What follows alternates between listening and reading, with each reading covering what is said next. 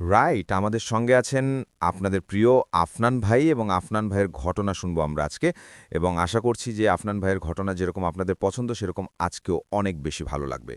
চলুন শুনে আসি আফনান ভাইয়ের ঘটনা। থ্যাংক ইউ ভাই। আসসালামু আলাইকুম। আমি আফনান। আপনাদের কাছে এই মুহূর্তে আমি চমৎকার একটি স্টোরি শেয়ার করব। কি অবাক হচ্ছেন? আমি বলবো না।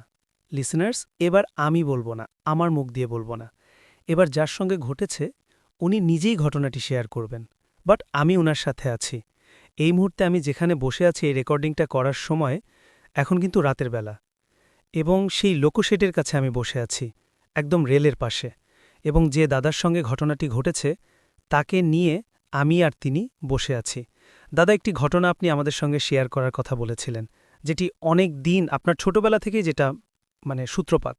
হ্যাঁ, এই ঘটনাটা একদম শুরু থেকে এখন পর্যন্ত যেটা হচ্ছে সেটা আপনি যদি আমাদের লিসনারদেরকে একটু বলেন। অবশ্যই, আসলে ঘটনা আমার আজ থেকে ১২-১৩ বছর আগের ঘটে যাওয়া ঘটনা। আমি রীতিমতো তখন ছোট, তখন আমার বয়স ১৪-১৫ বছর বয়স। তো ঘটনাটা ঠিক আমার বাসার সামনেই ঘটে যাওয়া। একদিন সকাল ১০টা নাগাদ এক মহিলা তার বাচ্চাকে নিয়ে হসপিটালে যাওয়ার উদ্দেশ্যে। বাচ্চাটা খুবই অসুস্থ। তিনি আমার বাসার সামনের দিকে যাচ্ছিলেন রিকশা করে। ঠিক আমার বাসার সামনে এসেই বাচ্চাটা খুব অসুস্থ হয়ে পড়ে। অসুস্থ হয়ে পড়লে, বাচ্চাটা খুব অসুস্থ বোধ করলে তার আম্মু রিকশাদার আমার বাসার সামনে থেকেই আমার আম্মুকে ডেকেই, আম্মু ঠিক ওইখানেই দাঁড়িয়েছিল দরজার সামনে। তো আম্মুকে ডেকে বলে যে আমাকে একটু পানি দেবেন, আমার বাচ্চাকে একটু পান করাবো। তো আমি ওইখানে দাঁড়ানো, ওইখানে আরও ২-১ জন দাঁড়ানো ছিল। তখন আম্মু দৌড়ে গিয়ে টেবিল থেকে পানি নিয়ে এসে দেখে যে বাচ্চা মারা যায়। বাচ্চা মারা গেলে উনার আম্মু খুব কান্নাকাটি করে, আমি ওইখানে দাঁড়ায় থাকা অবস্থা। তো বাচ্চা মরে যাওয়াটা দেখে আমি ওইখানে খুব আবেগী হয়ে পড়ি। আমি খুব ডিপলিভাবে ওই বাচ্চার দিকে তাকিয়ে থাকি। মানে আপনার চোখের সামনেই কিন্তু মারা গেল। হ্যাঁ, আমার চোখের সামনেই মারা গেছে। তো আমি বাচ্চার দিকে একভাবে তাকিয়ে থাকি, আমার ভিতরে কেমন জানি কাজ করে। কারণ জানি একজন খুব আবেগে কাজ করে, যার জন্য আমি ওইখান থেকে আর সরে যেতে পারিনি। ওইখানে আম্মুও তখন এসে কান্নাকাটি শুরু করে দেয় যে কি ব্যাপার, আমি কিভাবে কেমন কি হয়ে গেল আর কি। যে উনি নিজেই পানিটা এগিয়ে দিলেন, কিন্তু আসলে সেটা আর ওই বাচ্চার ভাগ্যে জুটল না। এটা কিন্তু যে কারো ক্ষেত্রে একটা মনে একটা আমি মানে এত কষ্ট করে আমার চোখের সামনে মারা গেল, আমি পানি আগাই দিলাম অথচ বাচ্চাটা সেটা খেতেও পারল না বা মারা গেল। আসলে কিন্তু একটা আম্মু সেটাই ভাবছিল যে কি আমি কি পানি নিয়ে আসতে লেট করে ফেললাম, বা পানিটা সময় মতো না পাওয়া কি বাচ্চাটা মারা গেল। এরকম অনেক অনেক চিন্তাভাবনা আম্মুর হয়ে যায়। আম্মু কান্নাকাটি করে, ও আর তার মাকে তো সামলানোই যাচ্ছিল না, খুব কান্নাকাটি করে পাগল হয়ে গেছিল। তো লোকজন সবাই বোঝায় টুঝায়, দেখা যাচ্ছে ওই বাচ্চার মার ইতিমধ্যে অজ্ঞান হয়ে পড়ে কান্নাকাটি করতে। তখন সবাই আবার তার মাথায় জলটল দিয়ে তাকে সুস্থ করে দেন আমাদের এখান থেকে ২ ইয়াং ছেলে ওই মহিলাটাকে রিকশা করে বাচ্চাসহ তাকে বাসায় পৌঁছে দিয়ে আসে। ঠিক সেই দিন না, তার ২ দিন পর, ঠিক তার ২ দিন পর আমি ওই বাচ্চারই স্বপ্ন দেখি। ঠিক ওই বাচ্চারই স্বপ্ন আসে আমার ঘুমন্ত অবস্থায়। তো তখন আম্মুর সাথে ঘুমাই আমি, আম্মু আমার ডান দিকে, আর ঠিক বাঁকে সেই বাচ্চা এমনভাবে শুয়ে আছে যে একদম রিয়েল একটা বাচ্চা, জীবিত একটা বাচ্চা শুয়ে সে খেলা করছে, এরকম একটা অবস্থা। তো ঘুমের মধ্যেই আমি এই জিনিসটা অনুভব করতে পারি। আমি আবার বাম হাতটা তার শরীরের ওপরে দিতেই আমার হাতটা তার গায়ের উপর পড়ে। তো ওইভাবে বাচ্চা হামুগুড়ি দিয়ে আস্তে আস্তে করে আমার শরীরের উপরে আসে, আমার শরীরের উপরে এসে খেলা করছে। তখন কেমন জানি আমার শরীরে একটা ওই যে ভাইয়া কি বলবো, যে অবশ হয়ে যায় এটা শরীরটা। হ্যাঁ, মানে একদম মানে প্যারালাইজডের মতো হয়ে গেছেন, অবশ, আপনি কোনো কিছু নাড়াতে পারছেন না। আমি কিছু বলতেও পারছি না, হাত পা নড়াতেও পারছি না। হ্যাঁ, আমি যে আম্মুকে ডাকবো বা আম্মুকে আমি ডেকে যে বলবো যে এরকম হচ্ছে আমার সাথে, আমি সেটাও পারছি না। আস্তে আস্তে আস্তে আমার ঘুম ভেঙে যায়। আমি আসলে রীতিমতো আমি ভগবানের নাম নেই। হ্যাঁ, আমার গুরুদেব দিয়ে যে একটা মন্ত্র সেটাকে আমি জপ করতে থাকি। দেন হুট করে আমার ঘুমটা ভেঙে যায়। এটা ছিল মোটামুটি প্রথমে একদম ফার্স্টের, আমরা দেবু ফার্স্টে কিন্তু স্বপ্নেই আসছিল। ফার্স্টে স্বপ্নে আসছিল, কিন্তু আপনার মনে হচ্ছিল ঘুমের মধ্যে আপনি একপাশে হাত দিয়েছেন, মনে হচ্ছে যে সে বাচ্চাটি পাশে শুয়ে আছে। হতেও পারে সেটা সত্য। আমরা পরে আরও ঘটনা সামনে আছে সেদিকে যাই। তারপরে কি হলো দাদা? তারপরও আমার এরকম মাঝে মধ্যেই স্বপ্নগুলো আসে। মাঝে মধ্যে এই ধরনের বাচ্চা সে আমার স্বপ্নে আসে আমার সাথে খেলা করতে চাচ্ছে। হ্যাঁ, সে টিকটিকির মতন শরীরে আমার বয়ে হেঁটে দেখা যাচ্ছে আমার গায়ের উপরে খেলা করছে। ঠিক ছোট বাচ্চা যেভাবে মানে একজনকে দেখে খেলা করে বা একটা ব্যক্তি যখন একটা বাচ্চাকে খেলা করায় সে তার সাথে খুব মিলঝুল করে খেলাধুলা করে, এরকম একটা অবস্থা। রীতিমতো যখন আস্তে আস্তে আমি বড় হচ্ছি, সেও আমার সাথে বড় হচ্ছে। আজ পর্যন্ত আমি তার ওই স্বপ্নটা দেখতে পাই। মানে এখন পর্যন্ত মানে আপনি এই যে দীর্ঘ আপনি বলছেন যে প্রায় ১৪-১৫ বছর আগেই ঘটনাটি ঘটেছিল, ওই সময় থেকে আজ থেকে ১৪-১৫ বছর পরে ওই বাচ্চাটি ঠিক যতটুকু বড় হওয়ার কথা ছিল আস্তে আস্তে ঠিক সেভাবেই কিন্তু সে বড় হচ্ছে। সেভাবেই বড় হচ্ছে এবং আপনার সাথেও সে খেলছে এবং রাতের বেলা ঘুমের মধ্যে আপনি বলছিলেন যে ঠিক যেমন দেয়াল বেয়ে টিকটিকিগুলো উঠে যায়, ওইভাবে আপনার পা থেকে বুক অবধি ওইভাবে চলে আসে। ওভাবে চলে আসে এবং সে আপনার সঙ্গে আবার স্বপ্নের মধ্যে খেলাও করে এবং এখনও সেটা ঘটে চলছে। জি, সেটা এখনও ঘটে। রীতিমতো সে অনেকটা বড় হয়ে গেছে। হয়ে গেছে, সে বড় হয়েছে, আসলে আকারে তার চুলগুলো বড় হয়েছে, এগুলো আর কি অনুভব করতে পারি। তবে একটা ঘটনা, মানে আমি আজ পর্যন্ত তার এই মুখটা দেখতে পারিনি। মানে আমি তার সব কিছু অনুভব করতে পারি, হ্যাঁ, বাট তার ফেসটা আমি কখনো দেখতে পারিনি ক্লিয়ারলি। মানে কি চুলে ঢাকা থাকে বা অন্য কোনোভাবে, না কি কারণে, না আমি ওইভাবে স্বপ্নকে দেখি কিন্তু ওই ফেসটা কিন্তু আসলে ফেসটা ওইভাবে চোখের সামনে আসে না। মানে সে আপনার সামনে আসলে তার চেহারাটা ধরা দিতে চাচ্ছে না। না, চেহারাটা কোনো ধরা দেয় না, শুধু আমি তাকে অনুভব করতে পারি সে আমার সাথে খেলা করছে। আর ঠিক যখন মানে সেম যখন একটা বাচ্চা যখন হামগুড়ি দিয়ে খাটের উপরে উঠে, হ্যাঁ, মানে যেই ফিলটা মানুষ নিতে পারবে, যেন একটা বাচ্চা খাটের উপরে উঠছে। সে আবার খাটের থেকে নেমে যাচ্ছে। মানে আমি ঘুমের অবস্থায় এইভাবে বুঝতে পারি, আগেই বুঝতে পারি যে সে এখন খাটের উপরে হেঁটে আসছে, সে আমার কাছে আসবে, এখন সে আমার কাছে আসতেছে। মানে আপনি মানে মনে হয় এটা বাস্তবই আর কি। মনে হয় যে একদম বাস্তব, আমি বাস্তবে শুয়ে আছি, রিয়েলিটিতে সে হেঁটে হেঁটে আমার কাছে আসছে, এখন এসে আমার সাথে খেলা করবে। হ্যাঁ দাদা, আপনি তাকে এমনি একদম দেখা যাচ্ছে যে ঘুমে না বা আধো ঘুমেও না, কখনো কি ঘরে এমন হয়েছে যে আপনি ঘরে একা আছেন তখন ফিল হয়েছে যে সে এসেছে? না না, এরকম সচেতন অবস্থায় আমি মানে আজ পর্যন্ত তাকে দেখিনি। তার মানে দাদা প্রায় যে ১৪-১৫ বছর ধরে আপনি এই বাচ্চাটার সাথে খেলা করছেন, এটা কিন্তু যদি নিছক স্বপ্ন হতো তাহলে কিন্তু হয়তো বা বড়জোর ২-৩ বার হতে পারত, কিন্তু দেখা যাচ্ছে যে এটা কিন্তু কন্টিনিউ হচ্ছে ১৪-১৫, এটা কিন্তু ৪টি কথা না। যে ভাই এটি আরেকটা বিষয় বলছিলেন, সেটা হচ্ছে যে এই যে সমস্যাটা আপনার সঙ্গে ঘটে চলছে, এটির কারণে আপনার ব্যক্তি জীবনেও বেশ কিছু প্রভাব পড়ছে, কিন্তু আমার কথা হচ্ছে যে আপনি এই সমস্যা থেকে বের হয়ে আসার জন্য কোনো চেষ্টা করেছিলেন কিনা? হ্যাঁ, আমি এটার জন্য আমি খুলনায় গিয়েছিলাম। খুলনায় একটা মন্দির আছে, ওইখানে নাকি একবারে গেলে ৩-৪ বার যেতে হয়। তো ওইখানে প্রতি সপ্তাহে যেতাম, খুলনায় আমি প্রতি সপ্তাহে মঙ্গলবার যেতাম। তো ওইখান থেকে আমাকে একটা তাবিজ দেওয়া হয়েছিল। তাবিজ আমি যেদিন হাতে নেই আমি অসুস্থ পড়ে যাই, মানে তাবিজ নেয়ার সাথে সাথে আমি অসুস্থ হয়ে যাই। তারপর আমি তাবিজটা খুলে ফেলি। আমি তাবিজ খুলে ফেললে তো আম্মু আমাকে বলে যে তুই তাবিজ নিলে তুই অসুস্থ হয়ে যাস, তাহলে তাবিজটা তোকে দিব কিভাবে, গায়ে বাঁধব কিভাবে? তো আম্মু বলতো যে আমি যেই বালিশে যে বেডে ঘুমাতাম ওই বালিশের নিচে আর কি তাবিজটা রেখে দিত। আচ্ছা, বালিশের নিচে তাবিজটা রেখে দিত আমার ঘুমন্ত অবস্থায়। তো এরকম ২ দিন আম্মু রেখেছে, তার পরের দিন তাবিজ মানে মানে তাবিজ নাই। তাবিজ নেই। অদ্ভুত। আম্মু আর তাবিজ খুঁজে পায় না। তো কি ব্যাপার, তাবিজ কোথায়? আমি বললাম তা তো আমি জানি না। আর আম্মু যে তাবিজটা বালিশের নিচে রাখতো সেটাও আমাকে জানায় নাই। তো সেদিন বলে যে তাবিজটা আমি এখানে রেখে দিতাম গণিত, তুই তোর ঘুমানোর আগে আমি এখানে তাবিজটা রেখে দিতাম বালিশের নিচে। তার মানে দেখা যাচ্ছে যে আপনি যখন ওই তাবিজটা শরীরে ফার্স্টের দিকে ব্যবহার করলেন তখন কিন্তু আপনি অসুস্থ হয়ে যাওয়া শুরু করে। তার মানে বিষয়টা এমন যে যেই একটা সুপারন্যাচুরাল স্পিরিট আপনার সাথে রয়েছে সে আপনার কাছ থেকে যেতে চাচ্ছে না এবং কোনোভাবে যে আপনি তাকে সরাবেন এটাও সে পছন্দ করে। হ্যাঁ, সেই জিনিসটাকে সে কোনোভাবে একটা প্রক্রিয়ায় জিনিসটাকে নষ্ট করে ফেলছে। মানে হ্যাঁ, সে দেখা যাচ্ছে যে আপনি অসুস্থ হয়ে যাচ্ছেন, তারপর তাবিজে গায়েব, এবং এটা টোটালটা দেখা যাচ্ছে ওই তারই কারিসাজি আর কি। হ্যাঁ হ্যাঁ, বলতে পারে। দাদা আরেকটা বিষয় সেটা হচ্ছে যে আপনার দেখা যাচ্ছে যে ব্যক্তি জীবনেও এই বিষয়ের কিছু প্রভাব আপনি বলছিলেন পড়ছে। তো সেই প্রসঙ্গে আমরা ওইভাবে আলোচনা না করি, কিন্তু আপনি যদি সামান্য কিছু বলতেন, আমি ডিটেলসে যাব না, যদি সামান্য যে এমনি জীবনে আপনার কি ধরনের প্রভাব এটা রয়েছে ব্যক্তি জীবনে আর কি, যদিও এটা টোটালটাই ব্যক্তি জীবনে, স্পেশালি মানে কোনো একটা বিষয় যদি আপনি ব্যক্তিগত যে ব্যাপারটা, মানে আমার লাইফে আমি কোনো রিলেশন আর কি, আচ্ছা, আমার কোনো রিলেশন আমি টিকিয়ে রাখতে পারি না। রিলেশনটা বলতে মনে করেন যে আপনার কোনো ফ্রেন্ড সার্কেল বা কোনো যে যাদেরকে আপনি খুব বিশ্বাস করেন, দেখা যাচ্ছে যে কোনো কারণে আপনি বলছিলেন যে কোনো কারণে তারা মনক্ষুণ্ণ হয়, দূরে সরে যায়। মানে আপনি আসলে আমার মনে হয় যে আপনার সাথে যে আছে সেই চায় যে আপনি খালি তার সাথেই বন্ধুত্ব করেন, আপনার অন্য কোনো বন্ধু না থাকে, আপনার অন্য কোনো জগৎ না থাকে, আপনার অন্য কোনো বন্ধু না থাকে, সে হয়তোবা সেটাই চায়, যার কারণে আপনার কাছের বন্ধুদেরকে কেন জানি তারা হয়তোবা দূরে সরে যায়। এই যে সমস্যাটি, যদিও তার সাথে যেই ঘটনাটি ঘটে চলছে আজ ১৪-১৫ বছর ধরে, ওনার বাহ্যিকভাবে বা শারীরিকভাবে ওরকম কোনো ক্ষতি কিন্তু কখনো করেনি, কোনো ক্ষতি করেনি, পারিবারিকভাবে ওরকম ক্ষতি করেনি।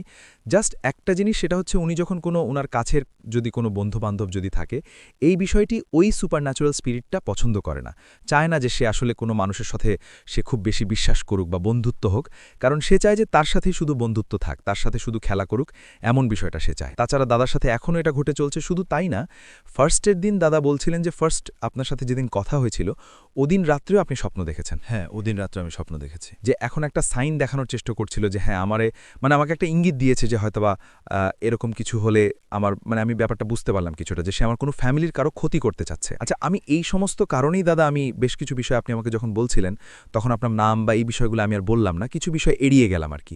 আসলে লিসেনাররা বুঝবেন যে আসলে মনে করেন লিসেনার যে আমরা একজনের সকল ডিটেলস বলে দিলাম, কিন্তু সেটা বলে দেওয়ার কারণে হয়তোবা আমরা একটু ভয় পেলাম, আমরা একটু মজা পেলাম, কিন্তু এর মাধ্যম দিয়ে কিন্তু একটা মানুষের আরও কিছু ক্ষতি হতে পারে।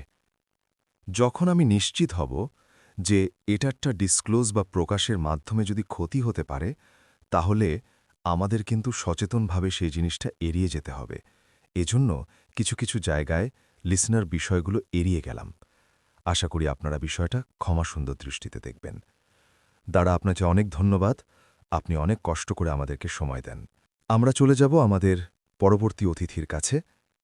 আপনার নামটা প্লিজ একটু বলবেন, আপনি কোথা থেকে এসছেন সেটা বলবেন, তারপরে আপনার ঘটনায় যাব। আমি মাহমুদুল হাসান মৃদুল, উত্তরা থেকে এসেছি। ধন্যবাদ রাসেল ভাই। এই ঘটনাটি স্টেশন রোড টুঙ্গির একটি ঘটনা। তো লেখাপড়ার উদ্দেশ্যে আমি ময়মনসিংহ থেকে প্রথম উত্তরাতে আসি, মানে ঢাকায় আসি। তো ব্যাচেলার লাইফের একটা ঘটনা দেখা যাচ্ছে যে আমি স্টেশন রোডে একটা বাসায় থাকি, নাম ছিল লাইট হাউস, 9 তলায় টপ রোডে বাসাটা ছিল, মানে 7 তলার উপর। ওখানে একটি ঘটনা, যখন আমি ওই মেসে থাকতাম, মেসে থাকা অবস্থায় প্রায় সময় দেখা যেত মিল কম পড়ে যেত। বিষয়টা এরকম না যে প্রায় সময় কমে যেত, বিশেষ করে একটা নির্দিষ্ট সময়ে মিলটা যখন 10 জন আছি বা 8 জন আছি, মিলটা ক্যালকুলেশন করে ভাগ করে দেওয়া হচ্ছে। তো সেখানে দেখা যাচ্ছে দুপুরের মিলটা 1টা বা 2টা মিল প্রায় সময় বেড়ে যেত, রাতে আনফরচুনেটলি 1টা বা 2টা কম পাওয়া যাচ্ছে। স্বভাবতই বাজারের দায়িত্ব বা একটা নির্দিষ্ট সময় পরে মিলটা ভাগ করার দায়িত্ব আমার উপরে পড়ে।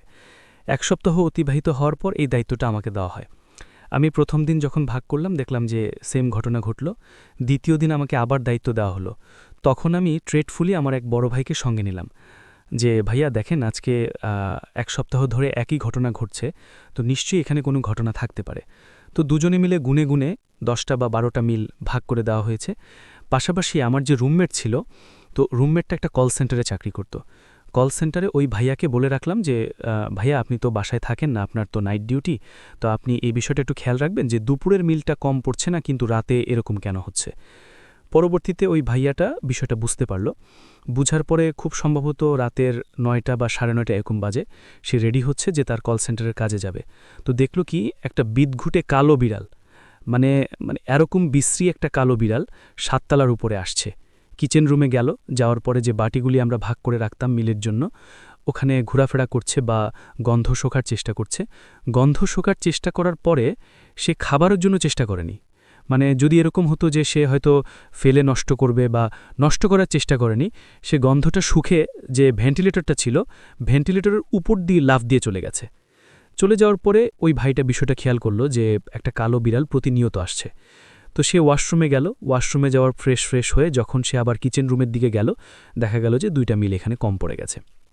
তো এই ঘটনার কিছুদিন পর আবার কাকতলীয়ভাবে, মানে খুব সম্ভবত 1 সপ্তাহ হবে, 1 সপ্তাহ পরে আমার স্কুলের এক ফ্রেন্ড আমাকে ফোন দিয়ে জিজ্ঞেস করছে যে বন্ধু তুমি কই আছো বা নতুন কোনো জায়গায় উঠলা।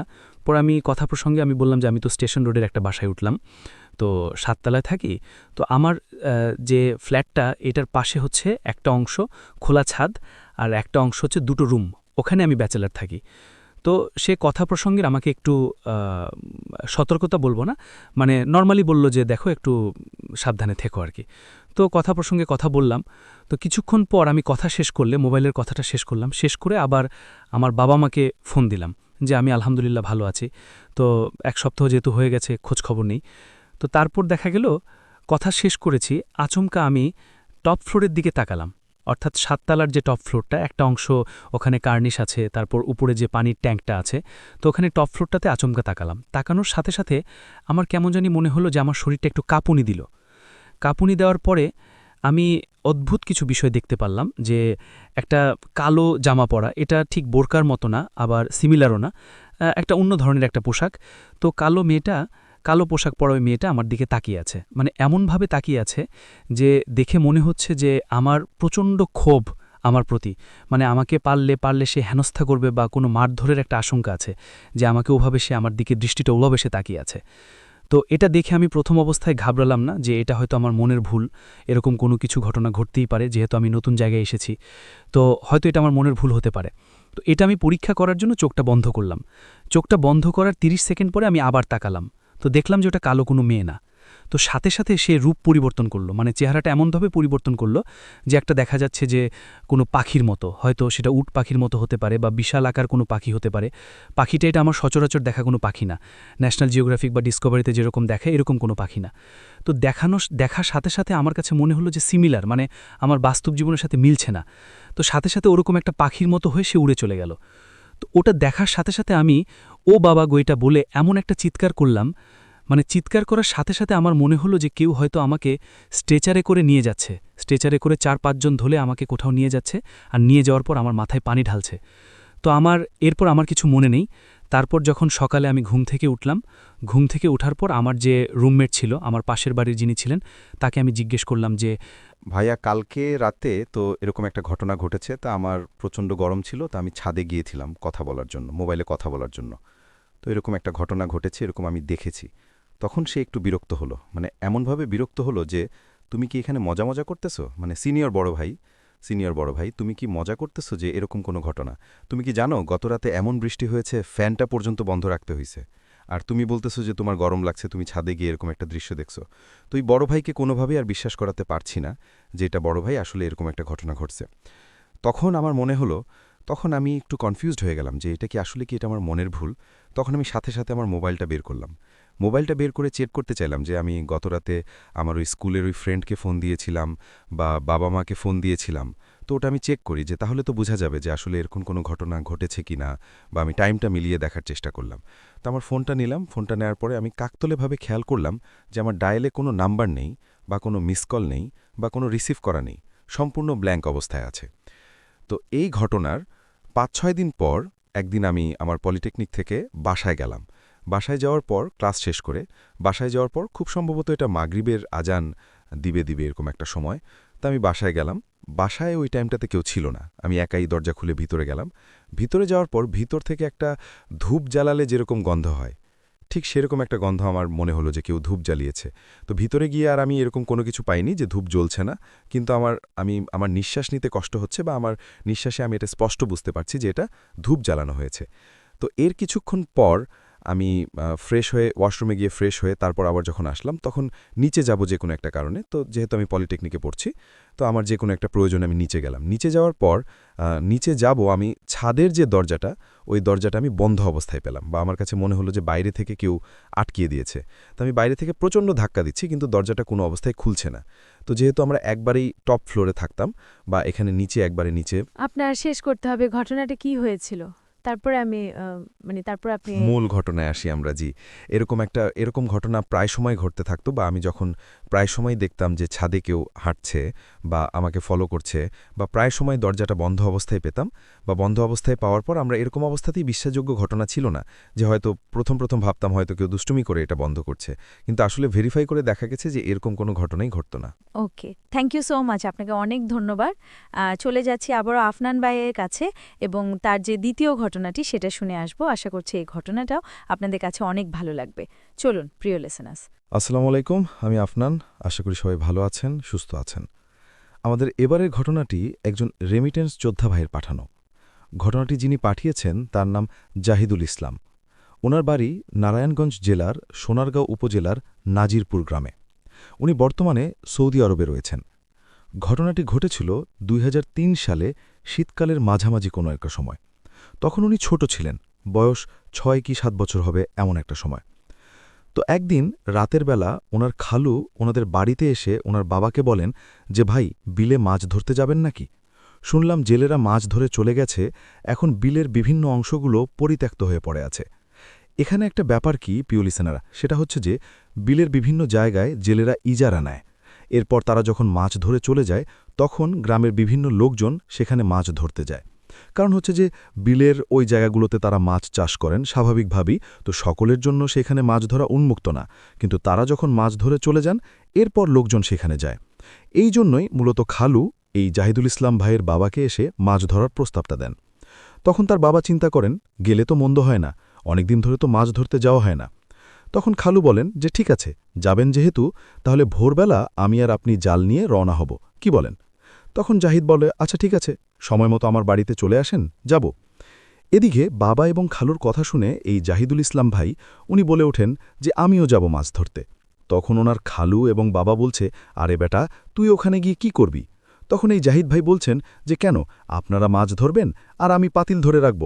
তো জাহিদ ভাইয়ের কথা শুনে খালু জাহিদ ভাইয়ের বাবাকে বলেন যে আচ্ছা ভাই, নিয়ে চলেন না, বাচ্চা মানুষ, ওরও তো শখ করছে, ও শিখুক কিভাবে মাছ ধরতে হয়। তখন কথা হলো যে ভোরবেলা এসে খালু সবাইকে ডাক দেবেন, এরপরে খালু চলে গেলেন। তো ওই রাত্রে ওনারা খাওয়া দাওয়া করে ঘুমিয়ে পড়েছেন। এদিকে এই যে জাহিদ ভাই, তার আবার মাছ ধরা দেখতে খুব ভাল লাগত, এই কারণেই মূলত উনি চান্স মিস করতে চান নাই। মনে মনে তো খুব খুশি, সকাল হলেই মাছ ধরতে যাবেন। তো যাই হোক, ওনার ঘুম ভাঙে ওনার বাবা ডাক দিয়েছেন যে কিরে যাবি না, উঠ উঠ উঠ। তো বাবার ডাক শুনে লাফ দিয়ে উঠে পড়েছেন, ঘর থেকে মোটামুটি প্রস্তুতি নিয়ে বাইরে বের হবেন। শীত হওয়ার জন্য শীতের জামাটা পরে নিলেন আর বড় একটা পাতিল নিলেন। ওনাদের এলাকায় এটাকে পাতিলা বলে আর কি, আমরা পাতিল বলি। তো পাতিল নিয়ে রওনা দিয়েছেন। ওদিকে খালুও চলে আসছেন। ৩ জন একসাথে বিলের উদ্দেশ্যে রওনা হয়েছেন। তো খালু একটা হারিকেন সাথে করে নিয়ে আসছেন। বাইরে তাকিয়ে দেখা যায় যে তখনও বেশ অন্ধকার আর কুয়াশাও পড়েছে বেশ। এদিকে জাহিদ ভাইয়ের বাবা বলছেন যে ভাই, এত ভোরে চলে আসলেন, এখনও তো আলোই ফুটল না। তখন আমার খালু বলছেন যারে তাড়াতাড়ি না গেলে বাকিরা আমাদের আগে ওখানে চলে যাবে, তখন তো মাছ পাওয়া যাবে না। আর মাছ তো মূলত যারা চাষ করছে তারা ধরেই নিয়ে গেছে, আর পুঁটি ট্যাংরা বাই টাইপের মাছ যা আছে সেগুলো সকলের জন্য উন্মুক্ত। কিন্তু আমাদের আগে যদি সব লোক চলে যায় তাহলে আমরা কি মাছ পাব? এজন্য তো একটু তাড়াতাড়ি যাওয়া, আর সবাই এরকম তাড়াতাড়ি করেই যায়। গিয়ে দেখে ওখানে আমাদের মতো এই চিন্তা করে আরও বহু লোক আসছে। তো এই ধরনের কথা বলতে বলতে ওনারা হাঁটতে লাগলেন। ঘন কুয়াশার জন্য সামনে অবশ্য তেমন কিছু দেখা যাচ্ছিল না, আর যেহেতু ওই রাস্তাঘাট বিল সবই ওনাদের পরিচিত, তাই হাঁটতেও কোনো অসুবিধা হচ্ছিল না। দিনের বেলা এই জাহিদুল ইসলাম ভাইদের বাড়ি থেকে ওই বিলটা খুব ভালোভাবেই দেখা যেত। তো বিলের একটু বর্ণনা বোঝার সুবিধার্থে দেয়া দরকার। বিরার মাঝখানে একটা বড় গভীর জায়গা রয়েছে, এটাকে সবাই বড় পুকুর বলে। আর ছোট্ট আরও 2টো পুকুর রয়েছে। তো ছোট 2 পুকুরের মাঝখানে মাটি দিয়ে উঁচু করে একটা ভিটা বানানো হয়েছে, আর সেখানে সারিবদ্ধভাবে অনেকগুলো তালগাছ আর খেজুর গাছ লাগানো ছিল। আর ভিটার মাঝখানে ছোট ছোট অনেকগুলো কবর ছিল। অনেকে বলতো যে মাছ ধরতে গিয়ে বিলের মধ্যে নাকি বিভিন্ন সময় বড় বড় সাপ ধরা পড়ত, এগুলো মেরেও ফেলত। এগুলো নাকি সেই সাপেরই কবর। উঁচু উঁচু যেই ছোট ছোট জায়গাগুলো রয়েছে ওই ভিটার, তো অনেকে বলতো এগুলো নাকি জিনদের কবর। বিভিন্নভাবে বিভিন্ন কথা প্রচলিত ছিল আর কি। আর বড় পুকুরের পশ্চিম দিকে একটা বড় মোটা গাবগা ছিল, আর এই বিলটার নাম হল হিতার মার বিল। তো ওনারা 5 মিনিট হাঁটার পরও হিতার বিলে চলে আসেন। পুকুরগুলোতে জেলেরা জাল দিয়ে মাছ ধরে নিয়ে যাওয়াতে এখন সবার জন্য উন্মুক্ত হয়ে গেছে মাছ ধরা। এদিকে জাহিদ ভাই, তারপর ওনার বাবা এবং খালু ওই বড় পুকুরের সামনে এসে একটা নৌকাতে উঠেছেন। ওখানে কিন্তু ওনাদের একটা ছোট্ট নৌকাও ছিল। মূলত ওখানে 2টো নৌকা ছিল, আর নৌকাগুলো মূলত জেলেরাও ব্যবহার করত, ওনারাও ব্যবহার করতেন। তো ওনারা একটা নৌকাতে উঠে পড়েছেন আর কি। জাহিদ ভাই কি করেছেন, ওই নৌকার মাঝখানে বসেছেন পাতিল হাতে নিয়ে। তো ওনার বাবার নৌকা বাইছে আর ওনার খালু জাল পানিতে ফেলছে। তখন বিলের মধ্যে ওনারা 3 জন ছাড়া আর কেউ ছিল না। খালু জাল থেকে এই মাছ উঠানোর চেষ্টা করছেন। তো দেখা গেল যে অনেক মাছই ধরা পড়েছে। তো ওনারা সবাই জাল থেকে মাছগুলো বের করে ওই পাতিলে রাখছিলেন। তো এইভাবে কয়েকবার খালু জাল ফেলার পর পাতিলটা ভরেই গেল মাছে। আল্লাহর রহমতে অনেক মাছ পেয়েছিলেন আর কি, পাতিলটা ভরেই গেছে। পাতিলটাও কিন্তু বেশ বড় একটা পাতিল ছিল। এরকমই একটা বড় পাতিল নিয়ে আসছিলেন জাহিদ ভাই। খালু তখন আবারও পানিতে জাল ফেলেছেন, পাতিল ভরে প্রায় গিয়েছে। এরপরও হঠাৎ করেই শোনা গেল কে যেন কান্না করছে। প্রথমবার বিষয়টি মনের ভুল ভেবে ওনারা উড়িয়ে দেন। এরপর আবারও উনি কান্নার শব্দ শুনতে পান। তখন খালু জাহিদ ভাইয়ের বাবাকে বলেন, ও ভাই, আপনি কি কোনো শব্দ শুনতে পাচ্ছেন? তখন খালুর বাবা কথাটা শুনে এড়িয়ে গেলেন, কিছু একটা ইশারা দিলেন। এটা আবার জাহিদ ভাই বুঝতে পেরেছিলেন। জাহিদ ভাই বুঝতে পারলেন যে যদি জাহিদ ভাইয়ের বাবা বলেন যে হ্যাঁ আমিও শুনতে পাচ্ছি, তাহলে জাহিদ ভাই ভয় পেতে পারবেন। তো ছোট মানুষ, এজন্য মূলত ওই খালুকে ইশারা দিয়েছিলেন যে চুপ থাকো, মানে উনিও শুনতে পেয়েছেন আসলে। এরপরে জাহিদ ভাইয়ের বাবা বলেন, আরে ও তেমন কিছু না তো, মাছ ধরেন মাছ ধরেন। তো খালু আবারও মাছ ধরা শুরু করেছেন। এরপর আবারও সে কান্নার শব্দটা ভেসে আসতে লাগল। এবার মনে হচ্ছে শব্দটা আরও জোরে। এবার কিন্তু এই জাহিদুল ইসলাম ভাই শুনতে পেয়েছেন। এবার উনি নিজেই ওনার বাবাকে বললেন, ও বাবা, এত রাত্রে কে কান্না করছে এখানে? এ কথা শোনার পর ওনার বাবা বুঝতে পারলেন যে এখন তো আর এ বিষয়টা লুকিয়ে লাভ নেই। তো ওনার বাবা উত্তর দিলেন, আরে ও কিছু না, আমি দেখছি, তুই ভয় পাস নাই, দেখি কে কান্না করে। তো এরপর হয় কি যে ওনার বাবা কান্না শব্দটা কোন দিক থেকে আসছে সেটা লক্ষ্য করে নৌকা চালাতে লাগলেন। ঘন কুয়াশার জন্য ভালো করে দূরের জিনিসগুলো বোঝা যাচ্ছিল না, তবে অনুমান করতে পারলেন যে শব্দটা সেই গাব গাছের ওই দিকটা থেকেই আসছে। তো ওনার বাবা নৌকাটা নিয়ে এদিকে এগোতে লাগলেন। খানিকটা সামনে যেতেই হারিকেনার আবছা আলোয় ওনারা দেখতে পান যে গাব গাছের নিচে লাল টাইপের শাড়ি পরা একজন মহিলার মতো দেখতে ঘুমটা দিয়ে বসে বসে কান্না করছে। চেহারা দেখা যাচ্ছে না। তো খালু বেশ সাহসী মানুষ ছিলেন। তিনি মহিলাকে বললেন, এই, কে আপনি? আর এত রাতের বেলা এখানে বসে কান্না করতেছেন কেন? খালুর কথা শুনে ওই মহিলাটির কান্না বন্ধ হয়ে গেল। একটু পর ওই মহিলা কি করল, এক লাফ দিয়ে উঠে দাঁড়াল। সাধারণত বসা থেকে উঠে দাঁড়ানোর একটা স্টাইল আছে, মানুষ যেটা ফলো করে। বিশেষ একটা পদ্ধতিতেই মানুষ বসা থেকে উঠে দাঁড়ায়। কিন্তু মনে হচ্ছে মহিলাটা সাঁ করে উঠে দাঁড়াল। এরপর মহিলা তার মাথার উপরে থাকা ঘুমটাকে সরিয়ে নিল। ঘুমটা সরানোর পর ওনারা যেটা দেখতে পেলেন তা দেখে ওনাদের কারও কোনো হুঁশই ছিল না। এমন একটা অবস্থা। ওনারা দেখতে পেলেন যাকে ওনারা মহিলা মনে করেছেন তার চেহারাটা অনেকটাই শেয়ালের মতো। চোখ বলতে মনে হচ্ছে কিছুই নাই, চোখের বদলে সেখানে মনে হচ্ছে লাল আগুনের লাভা। হাত পা কালো পশমে ঢাকা। ওনাদের দিকে তাকিয়ে জোর জোরে হাসতে লাগল। এরপর বলল, আমার এখানে এসে আমাকে না বলেই মাছ ধরছিস? ভালো কথা, আমাকে কয়েকটা মাছ দিয়ে যা। আমাকে মাছ না দিয়ে কোথায় যাবি? খুব ক্ষুধা পেয়েছে, আমাকে কয়েকটা মাছ দিয়ে যা। ওনারা সবাই সেদিকে শুধু হাঁ করে তাকিয়ে আছেন, কেউ কোনো নড়াচড়া করতে পারছেন না। এইবার ওই মহিলারূপী জন্তুটা ওনাদের দিকে অগ্রসর হতে লাগল। তো ওনারা চিন্তা করেছিলেন যে এই জিনিসটা অগ্রসর হয়ে কতটুকু আসবে, ওই পানি পর্যন্তই আসবে, এরপর তো আর আসতে পারবে না। কিন্তু না, ওনাদেরকে অবাক করে দিয়ে দেখা গেল ওই মহিলারূপী জন্তুটি পানির উপরে অনায়াসে হেঁটে হেঁটে ওনাদের নৌকার দিকে আসছে। এমন দৃশ্য দেখে জাহিদুল ইসলাম ভাইয়ের তো অজ্ঞান হওয়ার উপক্রম। হঠাৎ করে খালু জাহিদ ভাইয়ের বাবাকে চিৎকার দিয়ে বলে ওঠেন, ভাই, বাঁচতে চাইলে তাড়াতাড়ি নৌকা পাড়ে ভিড়ান, দৌড়াতে হবে, পানির মধ্যে এই নৌকা বাইয়ে আমরা কিন্তু আগাতে পারব না। তখনই জাহিদুল ইসলাম ভাইয়ের বাবারও যেন হুঁশ ফেরত আসলো। তিনি সময় নষ্ট না করে ওই লগি দিয়ে তাড়াতাড়ি পাড়ের দিকে নৌকাটাকে নিয়ে যেতে লাগলেন। এদিকে জাহিদুল ইসলাম ভাই তখনও কিন্তু ওই জন্তুটার দিকেই তাকিয়ে আছে। উনি দেখেন যে ওই জিনিসটা হেঁটে হেঁটে নৌকার দিকে এগিয়ে আসছে। এদিকে ওনার বাবা তো অনেক জোরে জোরে লগি টেনে পাড়ে আনলেন নৌকাটাকে। পাড়ে আসা মাত্রই খালু এই জাহিদুল ইসলাম ভাইয়ের কাছ থেকে ওই পাতিলটা হাতে নিলেন, আর জাহিদুল ইসলামের বাবা জাহিদ ইসলাম ভাইকে কোলে তুলে নিয়ে দৌড়াতে লাগলেন। পিছনে তখন ওই জন্তুটি ওনাদের দিকে এগিয়ে আসছে, সেটা কিন্তু দেখা যাচ্ছিল। জাহিদুল ইসলাম ভাইকে যখন কোলে নিয়েছেন, তো কোলে নিয়েছেন এমনভাবে যে জাহিদুল ইসলাম ভাইয়ের বুক এবং তার বাবার বুক একসাথে, বুকের সাথে জড়িয়ে ধরে উনি দৌড়াচ্ছেন। মাথাটা তো পেছন দিকে, পেছনে কি হচ্ছে এটা তো জাহিদুল ইসলাম ভাই দেখতে পাচ্ছেন, কিন্তু তার বাবার চেহারা তো সামনের দিকে। উনি দেখতে পাচ্ছেন যে ওই জিনিসটা এগিয়ে আসছে। হঠাৎ করে দমকা হাওয়া বইতে শুরু করল, অথচ কোনো হাওয়াই কিন্তু আশেপাশে ছিল না। শীতকালে এমনিতেও কিন্তু বাতাস কম বয়। এদিকে খালু এই পাতিল পূর্ণ, আসলে পাতিলটা তো পূর্ণ ছিল মাছে, যার কারণে পাতিলটা কিন্তু অনেক ভারী ছিল। আর পাতিলটা মাছে পূর্ণ হওয়ার কারণে ভালোভাবে দৌড়াতে পারছিলেন না।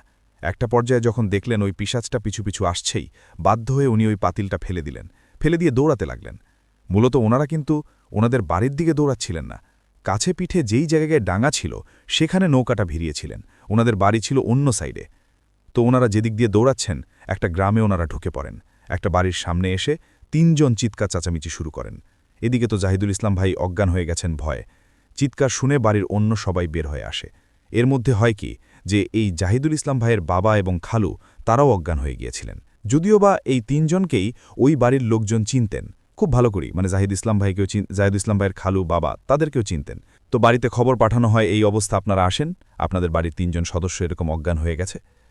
তো পরের দিন দুপুরের দিকে জাহিদুল ইসলাম ভাইয়ের জ্ঞান ফেরে। উনি তাকিয়ে দেখেন আশেপাশে অনেক মানুষ, আর ওনার পাশে ওনার বাবা এবং খালুও শুয়ে আছে। মূলত তাদের জ্ঞান আরও আগেই ফেরত এসেছিল। এরপর একজন লোক একজন কবিরাজকে নিয়ে আসেন ডেকে। কবিরাজ আসছেন ওনাদের ওখানে, ওনাদেরকে পানি পড়া খেতে দেন। এরপর পানি পড়া যখন ওরা খেয়েছেন বেশ একটু ভালো অনুভব করেন।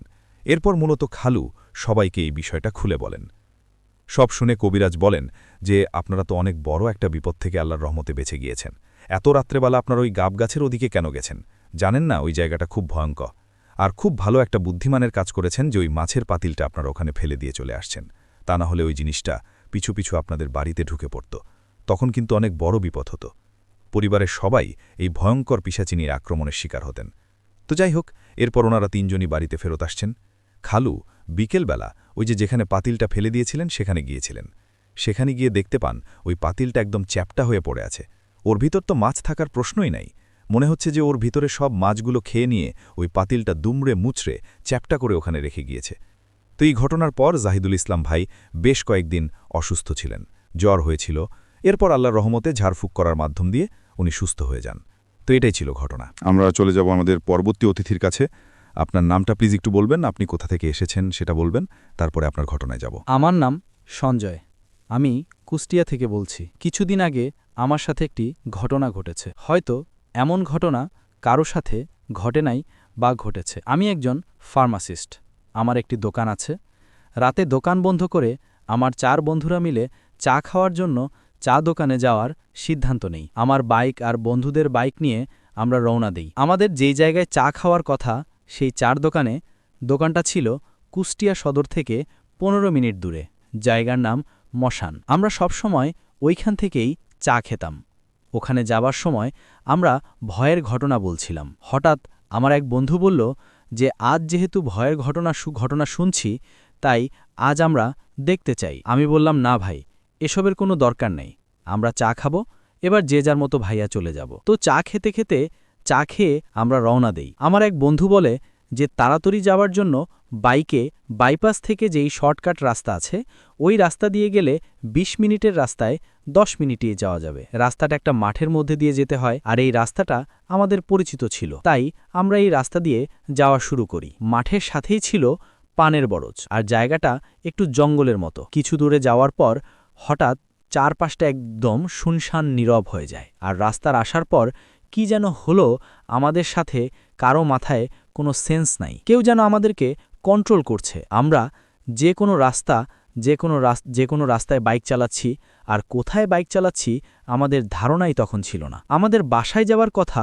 10টা থেকে 11টার মধ্যে, কিন্তু তখনও ঘড়িতে দেখি রাত 1টা বাজে। রাত 1টার আগ পর্যন্ত আমাদের কোনো সেন্সই ছিল না। আমরা ওই মাঠের মধ্যেই আছি। এখন পর্যন্ত মাঠের মধ্যে আমরা বাইক চালাচ্ছি, আমরা শুধু সামনেই যাচ্ছি, মাঠ যেন শেষ হচ্ছে না। হঠাৎ করে আমরা একে অন্যকে বললাম যে রাস্তাটা অচেনা হয়ে গেল কিভাবে? এখানে তো আমরা আগেও এসেছি, আমরা যে আবার বাসায় ফিরব তার কোনো রাস্তা চিনতে পারছিলাম না আমরা। তাই তখন আমি ভাবি যে আমরা গুগল ম্যাপ অন করি, ওটা দেখে বাসায় ফিরব। কিন্তু যখন মোবাইল বের করে দেখি কারো ফোনে নেটওয়ার্ক নাই, তখন আমরা আবার সামনে যেতে থাকে, যাতে কোনো মানুষকে দেখতে পাই নাকি, তাহলে তার কাছ থেকে জেনে নেওয়া যাবে বাসায় কিভাবে যাব। যেতে যেতে রাত 2টা হয়ে গেছে, বাইকের ফুয়েলও শেষ, কিন্তু আমরা কিছুই বুঝতে পারছিলাম না কি করব। এমনকি আশেপাশে কোনো ঘরবাড়িও নেই যে থাকব কোথায়। এমন সময় একটা মানুষকে পাওয়া গেল। তাকে বললাম যে আমরা কুষ্টিয়া থেকে আসছি, এখন চিনতে পারছি না পথ, আমাদেরকে বলে দিতে পারেন মেইন রাস্তাটা কোন দিকে? সে মানুষটা আমাদের দেখে হাসল। সে হেসে হেসে বলল যে ডানে যাবেন, ডান দিক থেকে আবার একটা রাস্তা পাবেন, সে ডান দিকে যাবেন। আমরা তার কথা মতো সেভাবেই ডান দিকে যাই, এবং কিছুদূর পর আবারও ডান দিকে যেয়ে দেখি এমন এক পরিস্থিতির সম্মুখীন নই যে আশেপাশে 10 বা 15 কিলোমিটারের মধ্যে কোনো কিছুই নাই। হঠাৎ করে অন্য বন্ধুর বাইকটা বন্ধ হয়ে গেল। আমার যা ফিউল আছে তা ওকে দেই, যাতে কিছু দূর একটি পাম্প পর্যন্ত যেতে পারে। কিছু সময় পর আমার 2 বন্ধু পাগলের মতো হয়ে গেল। তারা কোথায় যেন হঠাৎ করে দৌড় দিল। আমি বাইক বন্ধ না করে একপাশে বাইকটা রেখেই ওদের পিছনে দৌড় দিলাম। ওদের খুঁজতে লাগলাম। ওদের খোঁজার পর পেলাম, কিন্তু ওদের কোনো সেন্সই নাই। ওদের নিয়ে আসার সময় দেখি যে আমার বাইক কোথাও নেই। আমি ওদের পেছনে আসার সময় বাইকের হেডলাইটটা জ্বালিয়ে এসেছিলাম, কিন্তু কোথাও কোনো আলো নেই, আমার বাইকটাও নেই। কিছু সামনে আসার পর দেখি একটা প্রাচীর করা একটা বাউন্ডারির ভেতরে আমরা 4 জন আছি এবং সবথেকে ভয়ের কথা হচ্ছে আমাদের ওই মুহূর্তে ভয় লেগেছে যে আমরা ওই মুহূর্তে একটা কবরস্থানে ছিলাম, কিন্তু আমরা কখন এখানে আসলাম তা আমরা নিজেরাও বুঝতে পারছিলাম না। কারণ যখন আমরা বন্ধুদের খুঁজতে যাই তখন আমি আর আমার বন্ধু কোনো গেটই খুলিনি, প্রাচীরও পার হয়নি। যখন আমার ওই বন্ধুর সেন্স আসলো তখন ওরাও অবাক যে ওরা এখানে ভেবে নিয়েছিল যে এটা হয়তো আমাদের শেষ রাত এবং আমাদের মনে হয় না আর বাসায় যাওয়া হবে। সবাই মিলে চোখ বন্ধ করে যে যা দুরুদ পড়ার পড়ছিলাম আর আমি আমার ঈশ্বরকে ডাকছিলাম। কিছুক্ষণ পর একটা জিপ আসলো। জিপের আলোতে যখন আমাদের উপর পড়ল তখন দেখি যে আশপাশে কোনো কবরস্থান নেই, খালি মাঠের মধ্যে দাঁড়িয়ে আছি আমরা। লোকটা নেমে এসে বলছে, তোমরা এখানে কি করছো? রাত 2টা বাজে, এই মাঠে তো দিনের বেলায় মানুষ আসে না, আর এখন তো রাত। তাকে আমরা সব বললাম যে আমরা কিভাবে এখানে এসছি। কিছু সময় পর দেখলাম যে ফোনে নেট আসলো আমাদের। তারপর ম্যাপ অন করে দেখলাম আমরা আছিই মেহেরপুরে। কুষ্টিয়া থেকে মেহেরপুর মিনিমাম 25 থেকে 30 কিলোমিটার রাস্তা।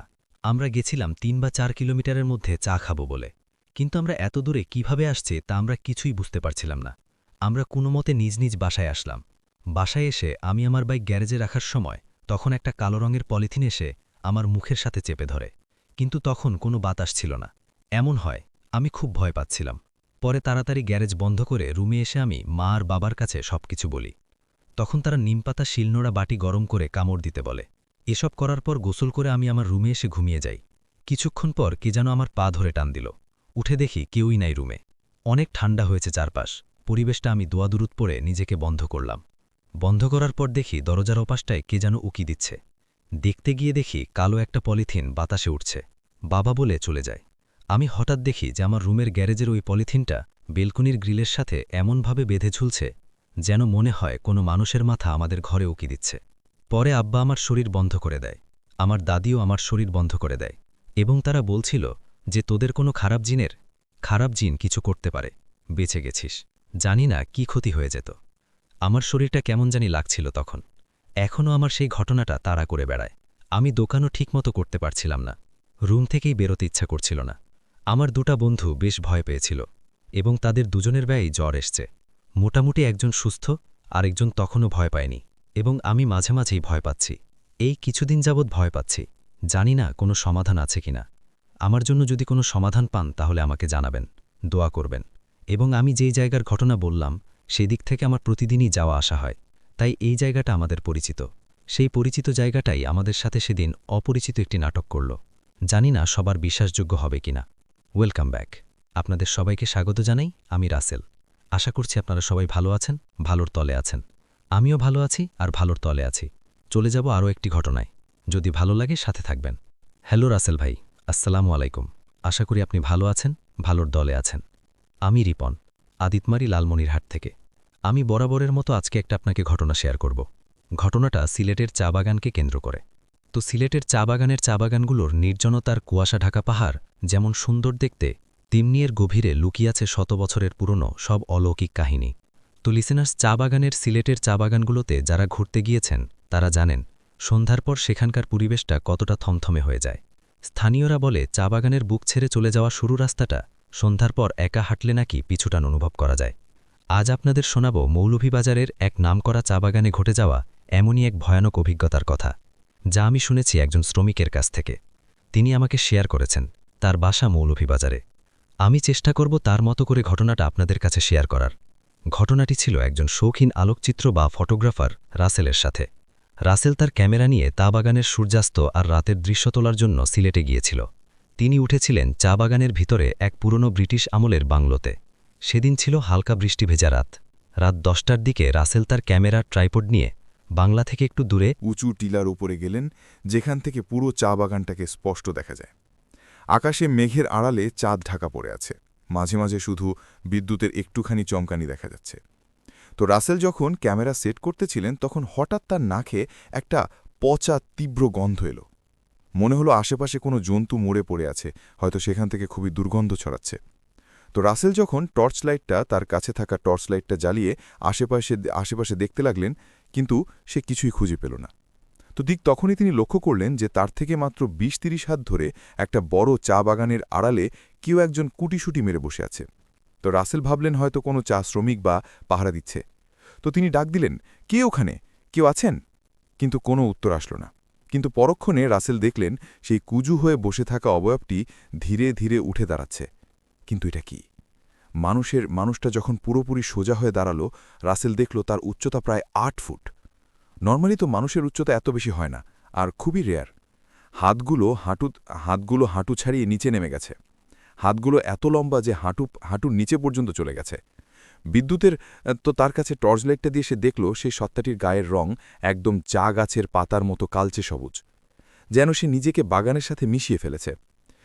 এই বিষয়টা এরকম, সে চা বাগানের যে কালচে সবুজের মতো তার গায়ের রং। তো রাসেল এটা দেখে তো ভয়ে সেই তার ক্যামেরা রেখেই বাংলোর দিকে দিল একদৌড়, কারণ সে বুঝতে পারতেছিল এটা কোনো মানুষ নয়, এটা মানুষরূপী কোনো অন্য কিছু হতে পারে। কিন্তু চা বাগানের সেই গোলকধাঁধের মধ্যে রাস্তায় সে বারবার একই পথে যেন ফিরে আসতেছিল। সে অনেকক্ষণ দৌড়ানোর পর সে খেয়াল করল সে যেখান থেকে দৌড় শুরু করেছিল সে সেখানেই। পিছনে শুকনা চা পাতায় কেউ মচমচ শব্দ করতেছে। এটা দেখে তো রাসেল আরও ভয় পাচ্ছে যে এটা কিভাবে সম্ভব। একবার সাহস করে রাসেল পিছনে টর্চ মারল। যা দেখল তাতে তার রক্তহীন হয়ে গেল। সে দেখল লম্বা ছাটা চা পাতার উপর মাকড়সার মতো অদ্ভুতভাবে দ্রুত গতিতে তার দিকে এগিয়ে আসতেছে। এবার রাসেল জীবন বাজি রেখে দৌড়ে দৌড়ে সে বাংলোর গেটে পৌঁছে গেল এবং দারোয়ানকে চিৎকার করে ডাকতে লাগল। ভেতরে ঢোকার পর রাসেল যখন কাঁদতেছিলেন, তখন বৃদ্ধ দারোয়ান তার অবস্থা দেখে দীর্ঘশ্বাস ফেলে বললেন, দাদাবাবু, আপনি কি ওই লম্বা হাতাওয়ালা মানুষটাকে দেখেছেন? ওটা মানুষ না, ওটা হলো এই বাগানের রাক্ষস। বহুকাল আগে এক সাহেব যখন এই বাগান বানিয়েছিল, তখন এক শ্রমিককে এখানে নির্মমভাবে মারা হয়েছিল। সেই থেকে এই বাগানে ঘুরে বেড়ায়। এখন পর্যন্ত অনেকে এই জিনিসটাকে দেখেছে, কিন্তু অনেকে আবার মারাও গিয়েছে। কিন্তু আপনার ভাগ্যটা এতটাই ভালো যে আপনি আজকে বেঁচে ফিরেছেন। তো এরপর রাসেল সেখানে আর থাকেনি। সে সেদিন রাতে তার সমস্ত জিনিসপত্র ব্যাকপ্যাক করে সে তার বাসায় চলে যায়। আর তারপরে সে খোঁজখবর নেয় যে এখানকার যে ঘটনাটা আসলে সত্য কিনা। পরে সে জানিয়েছে হ্যাঁ, এখানকার ঘটনা একদম সত্য। এখানে একটা রাক্ষসকে মাঝে মাঝে দেখা যায়, সে মানুষের ক্ষতি করে, মানুষের বিভিন্নভাবে ক্ষতি করে, এমনকি অনেক মানুষকে সে মেরেও ফেলেছে। হয়তোবা এখন এই ধরনের ঘটনাগুলো সেই চা বাগানে ঘটে কিনা এটা বলা যাচ্ছে না, তবে ঘটনাটা যেহেতু অনেকদিন আগের, সেই সময়ে এই ঘটনাটা প্রচলিত ছিল, লোকে মুখে জানা যায়। কিন্তু এখন আসলে এইভাবে কেউ পরমাণুচিত্র কেউ এখানে করতে যায় না, যার কারণে এখন বলা মুশকিল যে আসলে ঘটনাটা সত্য না মিথ্যা। তো এই ছিল ঘটনা। আমাকে একজন মৌলভীবাজারের একজন মানুষ শেয়ার করেছেন।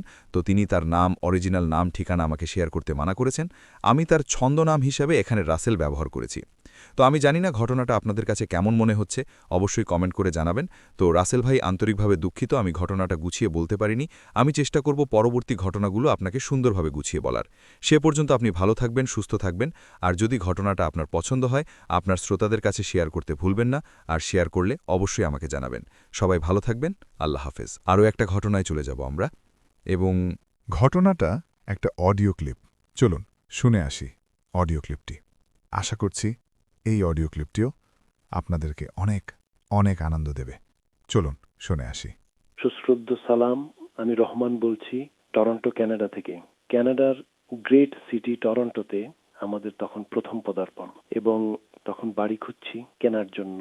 আমরা একটা বাড়ি রেন্ট করেছিলাম, বেশ সুন্দর ছোট্ট একটা বাড়ি। পেছনে বিশাল অ্যাপেল আর পিয়ার্সের বড় দুটো গাছ, একটা স্কুলের ঠিক পেছনেই একটা এই বাড়িটা।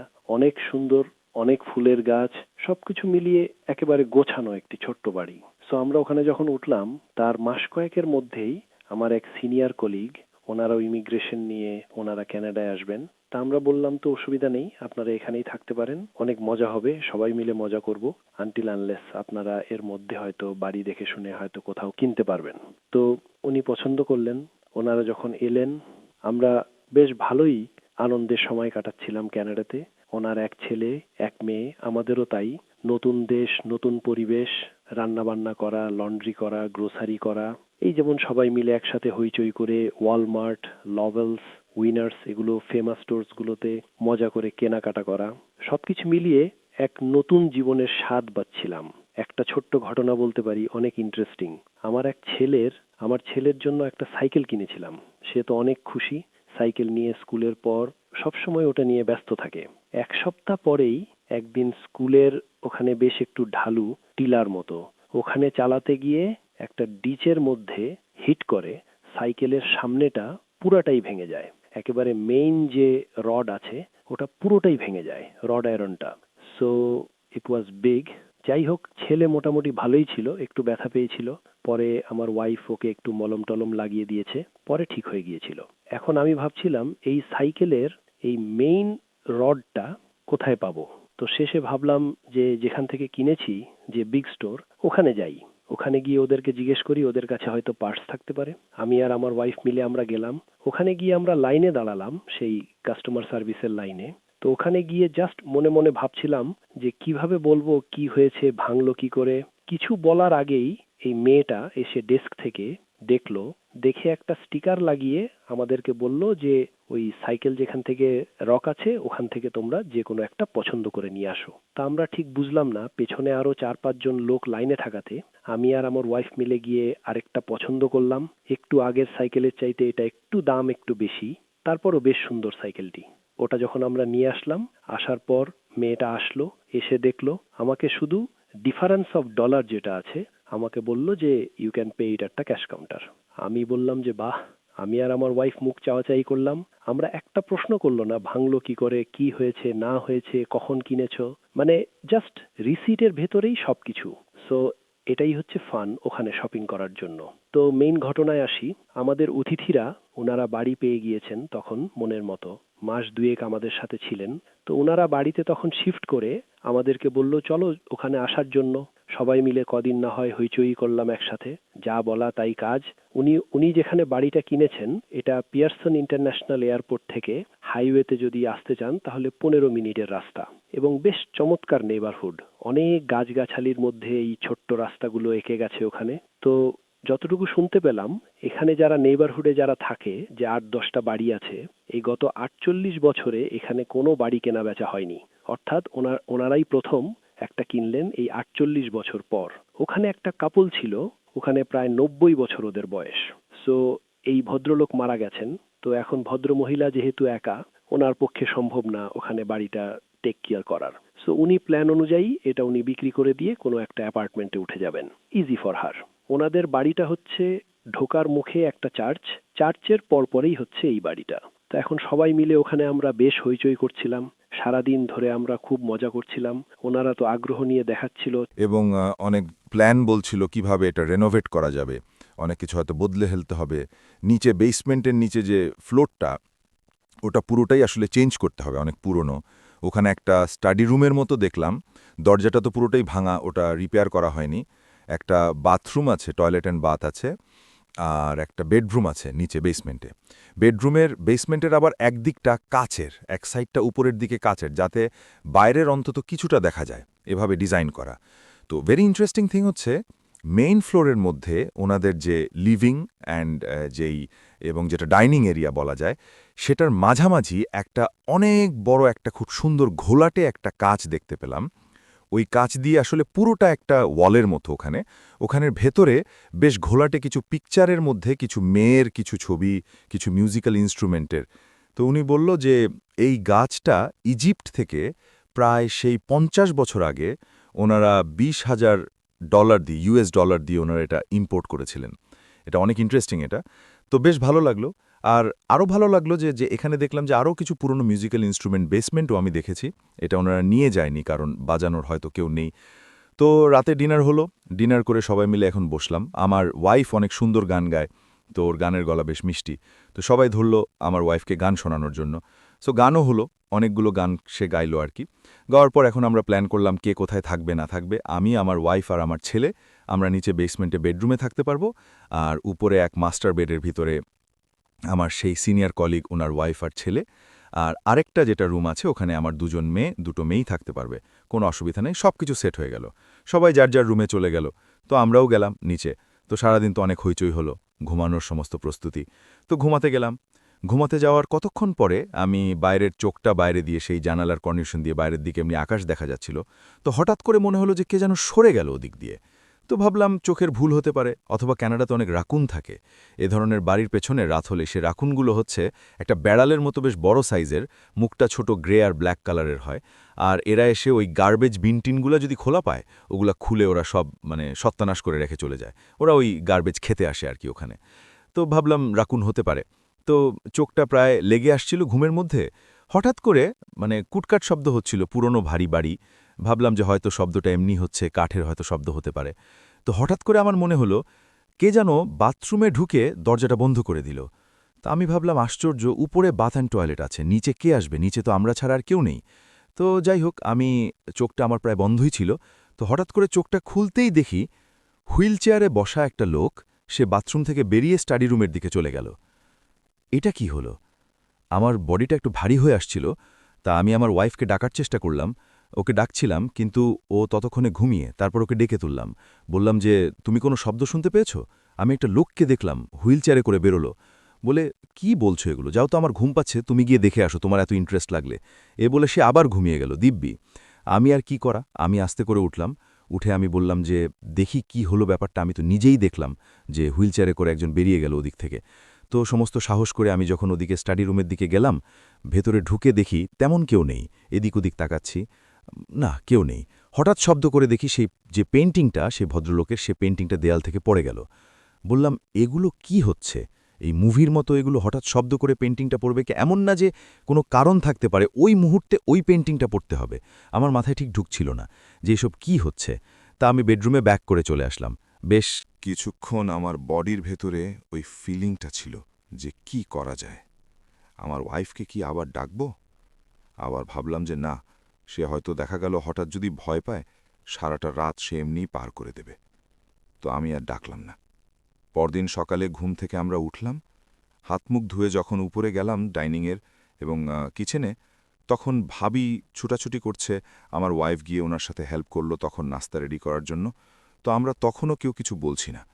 একটু পরে দেখি আমার সেই সিনিয়র কলিগ বেসমেন্ট থেকে ক্লিনিংয়ের যাবতীয় যত স্টাফ আছে ওগুলো নিয়ে উপরে আসছে। কি ব্যাপার? তো যা শুনলাম অবাক না হয়ে পারলাম না। সেই ৫০ বছরের পুরনো সেই বিশাল ডেকোরেটেড গ্লাসটি কে যেন ভেঙে ফেলেছে। তো আমরা গিয়ে যখন আমি গিয়ে ওখানে দেখলাম, আসলেই তো মনে হলো হাতুড়ি দিয়ে সে ওই কর্নারে কেউ হিট করেছে এবং বলে স্ক্র্যাচ, বলে যে ভেঙে গেছে, ফেটে গেছে। সে পুরা ইমপ্রেশনটা পুরাই দেখা যাচ্ছে। আমি তো হতবাক। তখন আমি আর শেয়ার না করে পারলাম না। ওনাকে বললাম সকালবেলা যে কাল রাতে কি ঘটেছে বেসমেন্টের ভেতরে, এবং বললাম যে হুইল চেয়ারে করে আমি নিজে দেখেছি একজন ওখান থেকে বেরিয়ে যেতে, এবং বললাম যে সেই পেইন্টিংটা পড়ল কি করে। তখন উনি এবং ভাবি, আমরা বাচ্চারা। হ্যালো লিসেনার্স, আশা করি ঘটনাগুলো আপনাদের ভালো লেগেছে। আমি চেষ্টা করেছি বাছাই করে ঘটনাগুলো আপনাদের মাঝে শেয়ার করার। আমি প্রতিদিনই ঘটনাগুলো বাছাই করে আপনাদের মাঝে একটি করে এপিসোড শেয়ার করার চেষ্টা করি। যদি আমার ঘটনাগুলো একটু ভালো লাগে তাহলে অবশ্যই এই চ্যানেলটি সাবস্ক্রাইব করবেন। আর আপনারা কোথা থেকে এই ঘটনাগুলো শুনতেছেন যদি আপনাদের ঠিকানাগুলো জানান তাহলে আমি অনেক কৃতজ্ঞ হব। তাহলে আমি বুঝতে পারবো যে আপনারা কোথা থেকে শুনতেছেন। এছাড়াও আপনাদের মাঝে যদি কোনো ঘটনা থেকে থাকে তাহলে অবশ্যই আমাদের ইমেলে দেওয়া ঠিকানায় ঘটনাটা পাঠাবেন। তাহলে নেক্সট এপিসোডের ঘটনা, আপনার সেই ঘটনাটা আমরা রাসেল ভাইয়ের মাধ্যমে অথবা আমরা নিজেরা পড়ে শোনাব। তো ভালো থাকবেন, সুস্থ থাকবেন, এই প্রত্যাশায় আজকের মতো বিদায় নিচ্ছি। আল্লাহ হাফেজ।